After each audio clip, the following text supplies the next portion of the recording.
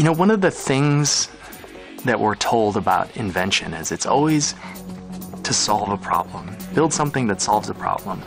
This wasn't really a problem. This was an adventure.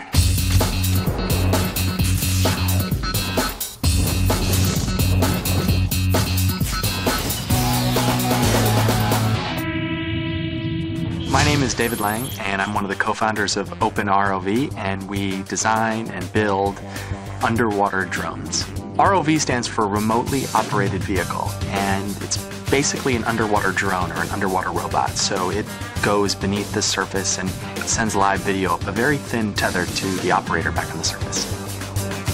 The real seed of the idea was with my friend Eric. He told me this wonderful story about this underwater cave that had rumors of gold in there from the gold rush, and all these treasure hunters had tried to go and get it, and he wanted to build an underwater robot to go explore. And I was so taken by the story, I threw in with him right away and started asking people for help and feedback in improving the design so we could actually get it to work. When we explored the cave, we didn't find any gold.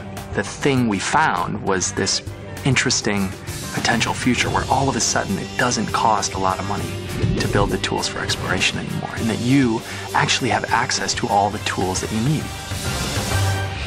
So everybody knows the big stats, that the ocean covers 71% of the Earth, it's 95% of the biosphere. It's massive, but what most people don't realize is that we've just started going beneath the surface. I mean, Jacques Cousteau invented modern scuba diving in the 40s, and it wasn't until the 50s and 60s that that really caught on in earnest.